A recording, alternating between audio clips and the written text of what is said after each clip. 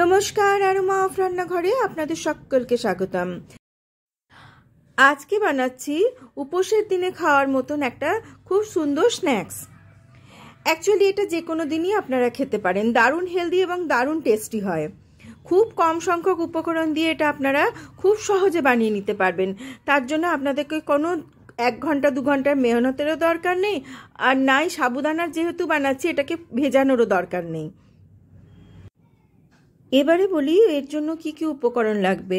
মোটা হোক সরু হোক যে কোনো দানার সাবুদানা নিয়ে নেবেন, আর সাবুদানাটাকে এটাকে কিন্তু গোড়াতে হবে। আর এটা হচ্ছে বয়েলড আলু, 2টো বয়েলড আলু নিয়েছি আমি, আর কাঠখোলায় ভাজা একটুখানি বাদাম রেখেছি, ধনে পাতা আছে, লেবু আছে, কাঁচা লঙ্কা আছে, আর এটা হচ্ছে চিলি ফ্লেক্স। যদি আপনারা চিলি ফ্লেক্স না খান উপোসে সেক্ষেত্রে স্কিপ করতে পারেন। আর ওটা হচ্ছে একটু রোস্টেড জিরে পাউডার বা কাঠখোলায় ভাজা জিরে। এবারে প্রথমে এই সাবুদানাটাকে খুব ভালো করে একটা মিক্সিং জারে নিয়ে পিষে নেব। আর বাদাম যেটা আমি রেখেছি, দেখুন আমি একটু কোর্সলি গ্রাউন্ড করে রেখেছি, মানে একটু আধ ভাঙা করে রেখেছি, এরকমই লাগবে। এবার এই মিক্সিং জারের মধ্যে আমি এই সাবুদানাটা দিয়ে দিলাম। সাবুদানাটাকে কিন্তু একদম মিহি করে পাউডারের মতন করে পিষতে হবে। দেখুন সাবুদানা পেশা হয়ে গেছে, আমি কিন্তু একদম পাউডার করে এটাকে পিষে নিয়েছি। যদি মোটা থাকে তাহলে কিন্তু একটু চেলে নেবেন। এই যে বয়েল আলুটা নিয়েছিলাম সেটাকে একটা বাটির মধ্যে নিয়ে হাতে করে খুব ভালো করে মেখে নিচ্ছি।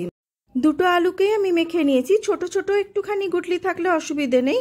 আর এর মধ্যে দিয়ে দিচ্ছি যে পিনাটটা আমি রেখেছিলাম বা বাদামটা রেখেছিলাম, সেই বাদামের অর্ধেকটা, আর সামান্য একটুখানি রেখে দিচ্ছি, ওটা দিয়ে চাটনি বানাবো। এবারে দিচ্ছি 1/2 টিস্পুন জিরের পাউডারটা, ভাজা জিরের পাউডারটা, আর দিচ্ছি চিলি ফ্লেক্স। চিলি ফ্লেক্স এখানে আপনারা যদি না খান স্কিপ করতে পারেন, আমি একটুখানি দিলাম, তাতে টেস্টটা অনেক বেশি বেড়ে যাবে। বেশ কিছুটা দিচ্ছি ধনে পাতা কুচি, আর দিচ্ছি কাঁচা লঙ্কা ঝালের জন্য। ঝাল আপনারা নিজেদের আন্দাজ মতন দিয়ে দেবেন। আর এটা হচ্ছে সেই সাবুদানার পাউডারটা, এর থেকে 1/2 বাটির একটু বেশি পাউডার আমি দিয়ে দিলাম, আর কিছুটা রেখে দিচ্ছি, যদি লাগে পরে দেব। আর স্বাদ মতো নুন দিচ্ছি, আর একটুখানি লেবু রস দেবো। লেবু রসও যদি না খান নাই দিতে পারেন, তবে দিলে স্বাদটা একটু বেশি ভালো হবে। এবারে সবগুলোকে খুব ভালোভাবে কিন্তু মেখে নিতে হবে।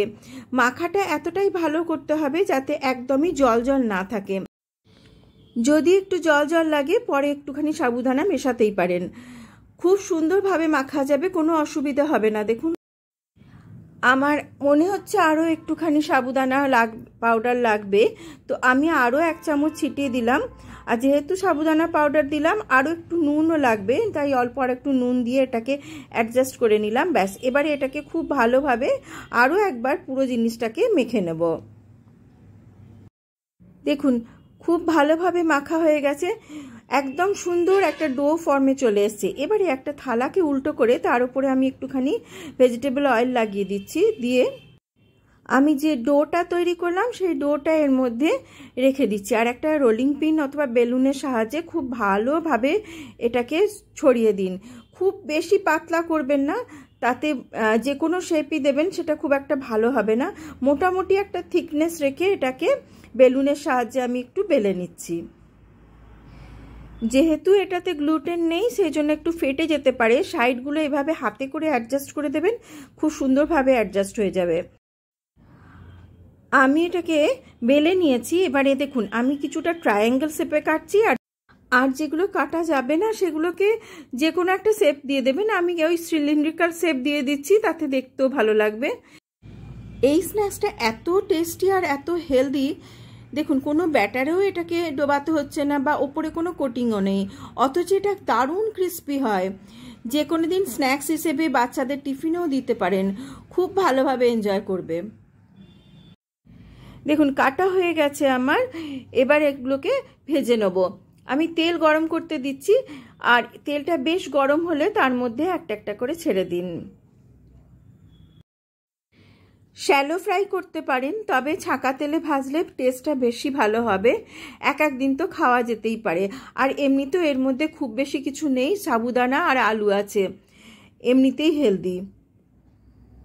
সারা দিন উপোসের পরে এরকম একটা স্ন্যাক্স পেলে মন্দ লাগে না, বলুন।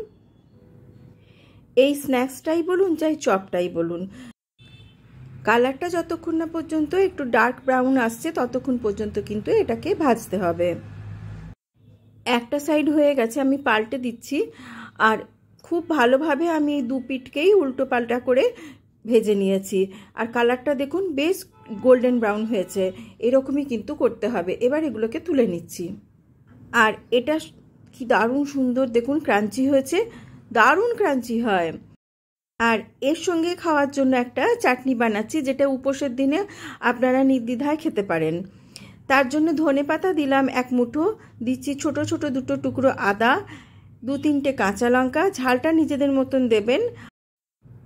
আর এটা ওই বাদাম কুচিটা যেটা মাখিয়ে রেখেছিলাম, সেই বাদাম কুচিগুলো,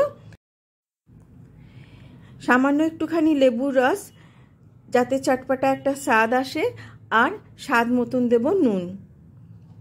ব্যাস, এবারে এটাকে যদি জল লাগে একটু সামান্য জল দিয়ে পিষে নিতে হবে। চাটনি একদম রেডি। এই স্ন্যাক্সের রেসিপি কীরকম লাগলো আমাকে কমেন্ট বক্সে অবশ্যই জানাবেন। যদি ভালো লেগে থাকে প্লিজ একটা লাইক করে দেবেন, আর সাবস্ক্রাইব করে নতুন বন্ধুরা আমার পাশে থাকবেন, আর পুরনো বন্ধুরা তো অবশ্যই সঙ্গে থাকবেন।